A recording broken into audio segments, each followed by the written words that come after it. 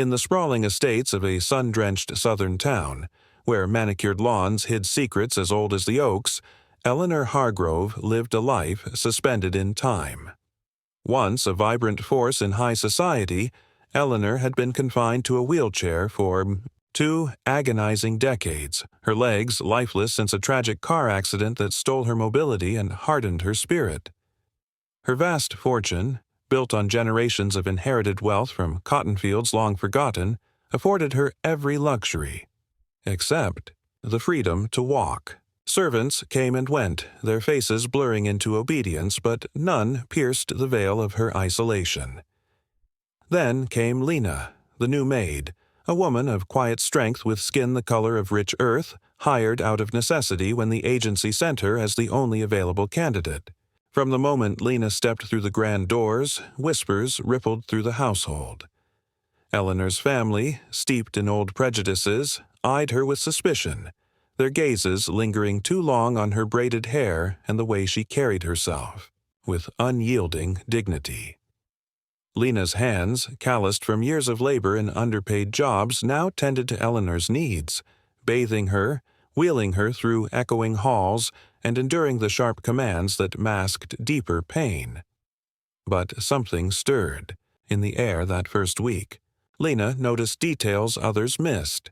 The faint twitch in Eleanor's toes during quiet moments, the way her eyes flickered with unspoken regret when old family photos surfaced.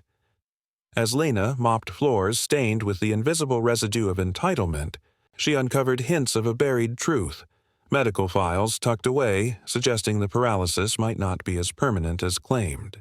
Whispers of racial slurs from Eleanor's relatives tested Lena's resolve, yet she pressed on, her presence a subtle challenge to the status quo. What if this impossible was within reach, not through medicine, but through the unraveling of long-held biases? The stage was set for a transformation that would shatter expectations, forcing a reckoning with the shadows of injustice lurking in every corner. Eleanor's world was one of opulent isolation, a mansion perched on the edge of a town, still, divided by invisible lines drawn decades ago. Born into privilege in the 1960s, she had grown up amid the fading echoes of segregation, her family's wealth rooted in plantations where black laborers toiled under watchful eyes. The accident happened on a rainy night in her 40s.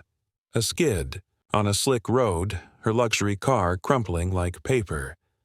Doctors declared her lower body paralyzed, nerves severed beyond repair. Therapies failed, specialists shrugged, and Eleanor retreated into bitterness, her wheelchair a throne from which she ruled her domain with an iron will. Her husband had passed years earlier, leaving her with 2 grown children who visited sporadically, more out of duty than affection. The staff, mostly white and carefully selected, maintained the facade of normalcy, but turnover was high. Eleanor's demands grew sharper with each passing year, laced with the subtle venom of entitlement. When the last maid quit, citing exhaustion, the agency offered Lena Washington, a 45-year-old widow from the other side of town. Lena had raised 3 children on meager wages, cleaning homes where she was often treated as invisible. She took the job because the pay was double her usual rate, enough to cover her youngest's college fees. From day one, the household pulsed with unease. Eleanor's son, a businessman with his mother's sharp features, muttered about standards when Lena arrived. Her daughter, a socialite, avoided eye contact, her politeness thin as veil. Lena moved through the rooms like a ghost, polishing silver that gleamed with history, laundering linens embroidered with family crests. But in private moments, tending to Eleanor, Lena saw glimpses of vulnerability, the way the older woman's hands trembled when reaching for a glass, or how she stared out windows at the gardens she could no longer traverse. Lena's own life had been marked by quiet battles, denied promotions in her youth because of her race, sidelined in schools where opportunities favored others. Yet she carried a deep well of empathy, honed by community healers in her neighborhood who blended folk wisdom with modern knowledge. As weeks turned to months, Lena began to question the narrative of Eleanor's condition. Hidden in a drawer, she found old x-rays and notes from a dismissed doctor suggesting psychosomatic elements. Paralysis deepened by unresolved trauma. Curiosity built, mingled with the sting of daily microaggressions. Eleanor's offhand comments about people like you working harder, or the family's insistence on separate utensils. Lena wondered if healing could bridge the chasm, or if the weight of prejudice would crush any attempt. Tension simmered beneath the mansion's polished surface. As Lena delved deeper into her role, her days a rhythm of service interrupted by flashes of hostility. Eleanor's family gatherings became battlegrounds, where casual conversations veered into derogatory remarks about neighborhood changes, those people encroaching on their world. Lena overheard it all while serving tea, her face a mask of composure, but inside, the words accumulated like scars.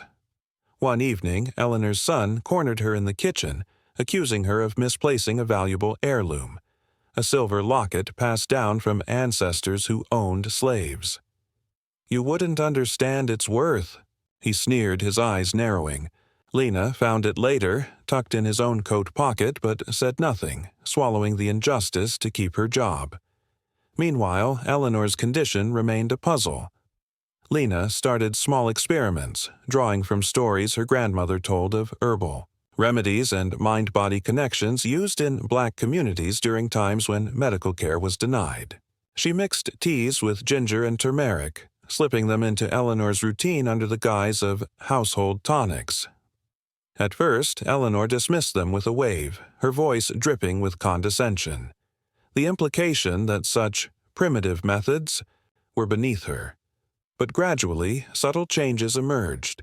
A warmth in her legs during massages, a fleeting sensation she hadn't felt in years. The family's suspicion grew. Eleanor's daughter hired a private investigator, digging into Lena's background, uncovering her involvement in local civil rights groups from the 1990s. Whispers turned to confrontations. "We don't need activists here," the daughter hissed one afternoon, blocking Lena's path to Eleanor's room. Lena pressed on, driven by a sense of purpose born from her own experiences of being overlooked. She researched late at night on a borrowed library computer, learning about conversion disorders where emotional trauma manifested physically. Perhaps Eleanor's accident masked deeper guilt from her family's history of racial exploitation. As months passed, the stakes heightened. Eleanor began experiencing vivid dreams, fragments of memory surfacing, childhood scenes of Black sharecroppers on her family's land, treated as less than human. She confided in Lena during quiet evenings, her voice cracking, but always pulled back, retreating into defensiveness. Lena faced escalating discrimination, a reduced paycheck one month justified as performance issues, and anonymous notes left in her locker warning her to know her place. The emotional toll mounted, Lena's resolve tested as she balanced her family's needs with this thankless task. Yet, clues accumulated. Lena discovered a hidden journal in Eleanor's attic, pages filled with confessions of regret over ignoring pleas from Black employees in her youth, linking her paralysis to a subconscious burden. The rising pressure built to a boiling point. A family dinner where Eleanor's son openly demeaned Lena's intelligence, sparking a rare flash of defense from Eleanor herself. The air thickened with unspoken truths, the injustice of racial divides mirroring the imprisonment of Eleanor's body. Lena knew the breakthrough was near, but it would require confronting the core of the family's prejudice head-on. The storm broke on a humid summer evening, thunder rumbling like the unrest in Lena's heart. Eleanor had suffered a particularly bad day, her phantom pains flaring, leaving her bedridden and lashing out. The family gathered, their faces etched, with concern masking underlying impatience. Lena, summoned to assist, entered the room carrying a tray of her special brew, this time infused with more than herbs, a resolve to unveil the truth. As she helped Eleanor sip, the older woman locked eyes with her, a flicker of recognition passing between them. "Why do you stay?" Eleanor whispered, her voice raw. Lena set the tray down, her hands steady despite the pounding in her chest. She pulled out the journal, pages yellowed and damning, laying it open on the bed. The room fell silent as Eleanor read her own words, admissions of complicity in racial harms, the guilt that had festered since the accident, manifesting as unbreakable paralysis. The family erupted in denial, Eleanor's son lunging forward to snatch the book, accusing Lena of theft and manipulation. "You people always stir trouble," he shouted, his face contorted. But Lena stood firm, her voice calm yet commanding, recounting the subtle signs of recovery she'd nurtured. In that charged moment, Eleanor reached deep within, the emotional dam cracking. With Lena's encouragement, she swung her legs over the bed's edge, toes touching the floor for the first time in years. Trembling, she pushed upward, the room gasping as she took a faltering step, then another. Chaos ensued. The daughter screamed. The son backed away in shock. Lena supported Eleanor, not just physically but as a bridge across divides. The impossible unfolded.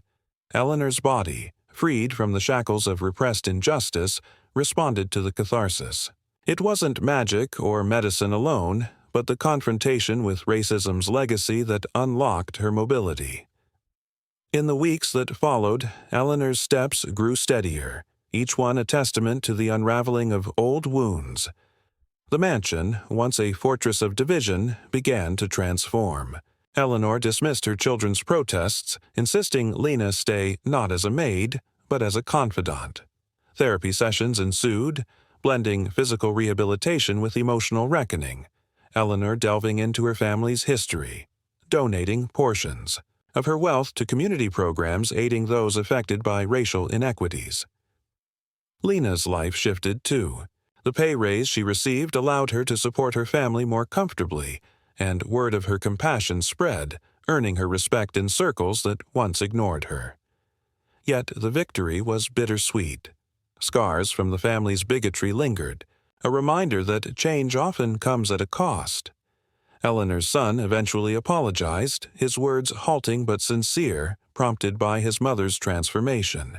The daughter, slower to evolve, began volunteering in diverse communities, her prejudices chipped away by the undeniable miracle. The story rippled outward, inspiring whispers in the town about hidden truths and the power of empathy across racial lines. Eleanor walked the gardens again, her wheelchair gathering dust, but she carried a new awareness. Her paralysis had been a metaphor for the stagnation bred by unchecked bias. Lena, ever humble, continued her work, her actions a quiet revolution against systemic injustice. This tale, drawn from the echoes of real histories where marginalized individuals sparked change amid adversity, underscores a profound truth. Healing demands confronting the darkness within. In a world still grappling with racial divides, what if the impossible begins with acknowledging the humanity in those we've long overlooked? Reflect on this. How many steps toward justice remain untaken? In your own life,